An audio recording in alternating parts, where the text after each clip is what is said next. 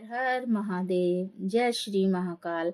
आज मैं आपको श्री शिव महापुराण का चौथा अध्याय सुनाने जा रही हूँ, जिसमें हम ब्रह्मा जी का श्री नारद जी के कहने पर भगवान सदाशिव के निर्गुण चरित्रों का वर्णन करेंगे। जय श्री महाकाल।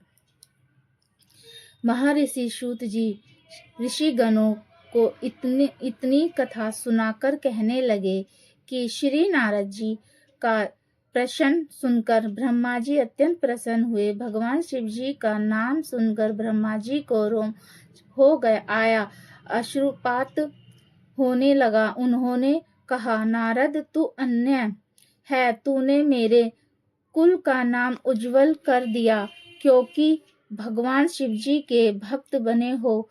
मैं अब अपनी बुद्धि के अनुसार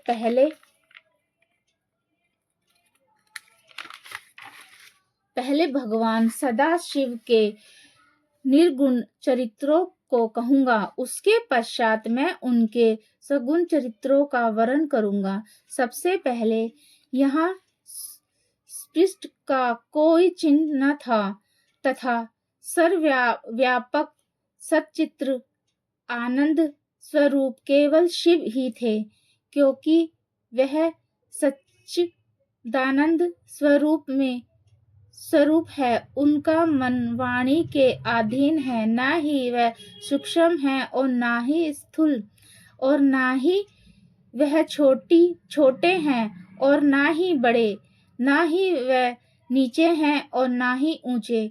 वह माया से रहित तथा पापों से परे हैं। वह जन्म मरण से मुक्त हैं, निरंकार अजन्मा और आनंदी हैं।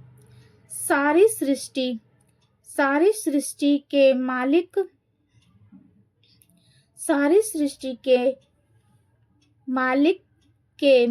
तथा सबसे बड़े हैं। कर्मों का फल देने वाले, सर्वव्यापक, आदि अंत से रहित ऐसे भगवान शिव की उपासना विष्णु कोई कुछ भी प्राप्त नहीं कर सकता। भले ही योगी ध्यानावस्था में उन्हें देख ले, लेकिन उनके आदि और अंत को बिल्कुल नहीं जानते। उन्हें संपूर्ण ज्ञान स्वरूप और सत्य स्वरूप सदाशिव को भेद नेति कहकर पुकारते हैं। मूर्ख मनुष्य भला उन्हें क्या जान सकते हैं। वह निर्गुण है, बिना आंख के देखते हैं, कान के बिना सुनते हैं, बिना नाक के सूंघते हैं, बिना मुख के सब कुछ खाते हैं, बिना जिह्वा के बोलते हैं, बिना हाथों के सारे काम करते हैं, बिना पैरों के चलते हैं। जिस महापुरुष के ऐसे विलक्षण काम हो, उनकी स्तुति भला कौन कर सकता है। उन्होंने इच्छा की कि मैं एक होई, और इस इच्छा के उत्पन्न होने के साथ ही वह एक हो गए। इस प्रकार निर्गुण व सरगुण स्वरूप में कोई भेद नहीं। प्रभु सदाशिव के सगुण स्वरूप का केवल ध्यान करना ही समस्त के फलों को प्रदान करने वाला है। वही भगवान सदाशिव ब्रह्मा और विष्णु के उत्पन्न करने वाले सब कर्मों के साक्षी और विराट स्वरूप हैं। उनके नाम शिव, शंकर, हर, महेश्वरम, देव, जगदीश, अमीश, विद्युत, परमात्मा, ब्रह्मा, गृष, शंभु, सदाशिव, परमेश्वर, पार्वती पति, त्रिशूलधारी, चक्री, ईश्वर, सुखदाता इत्यादि असंख्य नाम हैं। वही भगवान सदाशिव परमेश्वर सृष्टि के कर्ता धर्ता और आनंद के देने वाले उमापति भगवान शंकर गुणों से युक्त सृष्टि ब्रह्मा व विष्णु को उत्पन्न करने वाले हैं। ऐसे प्रभु श्री सदाशिव सबके स्वामी को वैष्णव विष्णु के नाम से, शक्ति के नाम से, सूर्य उपासक रवि के नाम से, और गणेश जी उन्हें विनायक के नाम से जानते हैं। वह भगवान सदाशिव सुगुण स्वरूप कैसे हैं। मस्तक पर जटा तथा गंगा भाल में चंद्रमा और कानों में कुंडल, सूर्य, चंद्र और अग्नि के समान तेज नेत्र, शुक्र की भांति नशा बिंबा फल के समान होठ अत्यंत पवित्र तथा तेज सुंदर 5 मुख हैं, जिनमें से एक पूर्व की ओर वाला प्रातः के सूर्य समान प्रभाव देने सूर्य के समान प्रभाव वाला, दूसरा दक्षिण की ओर 3 नेत्रों वाला अत्यंत भयानक, तीसरा मुख पश्चिम की ओर मस्तक पर अर्ध चंद्रमा धारण करने वाला, चौथा मुख उत्तर की ओर मूंगे के वर्ण वाला, जिसमें लंबे लंबे केश लटकते हैं, पांचवा मुख नीचे की ओर, जिसमें कि वह अपने भक्तों के हृदय में आनंद उत्पन्न करते हैं, उस मुख पर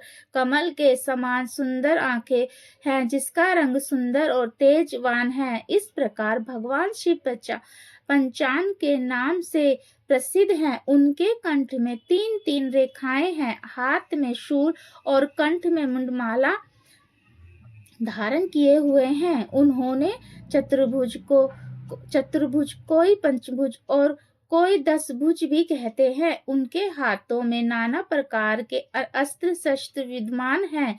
उंगलियां अत्यंत सुंदर तथा सुंडोल हैं। भगवान सदाशिव का वक्ष बड़ा लंबा चौड़ा, पेट सुंदर, नाभि गंभीर, कटी अद्भुत, जांघें हरी कदली खंभों के समान चिकनी गोल और सुंडोल, तलवे चमकीले चंद्रमा के समान स्वस्थ सुंदर और श्वेत वर्ण वाले। भगवान शिव मस्तक पर भस्म लगाए हुए 5 कलाओं तथा ब्रह्मों से युक्त तीनों शक्तियों को धारण किए हुए 5 और 6 अक्षरों से बने हुए शरीर वाले भगवान सदाशिव योगी और महर्षियों के ध्यान में शीघ्र नहीं आते। जिस प्रकार वह अनेकों ध्यान वाले भी हैं, लेकिन उनको जानने वाला यहाँ कौन है? शंकर जी की महिमा नाम और ध्यान अनगिनत हैं, जिनको वेद पुराण और तपस्वी भी नहीं जान सके, लेकिन उनकी कृपा से मूर्ख भी उनके दर्शन कर लेते हैं। प्रमाण के लिए गंगा अवधि आदि के नाम के लिए जा सकते हैं। बिना प्रेम के उन्होंने कोई देख नहीं सकता। सगुण स्वरूप में आकर सदाशिव ने अपनी शक्ति को उत्पन्न किया। वह स्वस्थ शरीर वाली कभी नाश न होने वाली शक्ति प्रदान करती, प्रकृति गुणवती, माया विकास से रहित जननी अंबिका, प्रकृति संपूर्ण लोकों की ईश्वरी, त्रिदेवों की माता, नित्या और मूल कारण कहलाई, जिसकी 8 भुजाएं हैं और जो विचित्र मुख वाली और शुभा है। भगवान सदाशिव को पार ब्रह्मा और उमा को शक्ति रूप जानना चाहिए। सदाशिव ने उमा के साथ विवाह करने के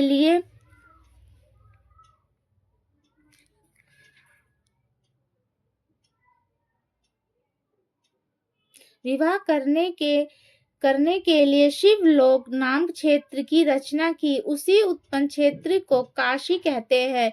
इसी उत्तम नगरी में भगवान शिव ने एक रत्नमयी सुंदर भवन बनाया। उस सुंदर नगरी को देखकर भगवान शिव जी ने अपनी शक्ति शिवा से कहा, यह स्थान बड़ा ही सुंदर तथा पवित्र और मुझे बड़ा ही प्रिय है। यहाँ मैं नारकीय जीवों को भी किसी प्रकार का कष्ट न मिलेगा। यह कहकर भगवान शिव जी शिवा के साथ वहां रहने लगे। भगवान शिव ने सृष्टि उत्पन्न करने की इच्छा करके पार्वती से कहा, प्रिय, मैं तुमसे एक ऐसी बात कहता हूँ जो मुझे और तुम्हें दोनों को सुख देने वाली है। इसी के साथ यह कथा यही समाप्त होती है और बाकी की कथा मैं 5वें अध्याय में सुनाऊंगी, क्योंकि कथा ज़्यादा लंबी हो जाएगी। अगर आज मैं 5वां अध्याय भी आपको सुनाती हूँ तो वीडियो ज़्यादा लंबी हो जाएगी और आप सुन नहीं पाओगे। ये बाकी की कथा मैं 5वें अध्याय में सुनाऊंगी। हर हर महादेव। जय श्री महाकाल, जय श्री महाकाल। आपको ये कथा सुन के बहुत ही अच्छा लग रहा होगा और मुझे सुनाने में बहुत आनंद आ रहा है और मैं चाहती हूँ ये कथा जितना हो सके सभी लोग सुने, जिससे मुझे भी अच्छा लगेगा और मैं चाहती हूँ कि मैं शिव की चर्चा सबको सुनाऊँ, सबको बताऊँ। हर हर महादेव, हर हर महादेव, हर हर महादेव।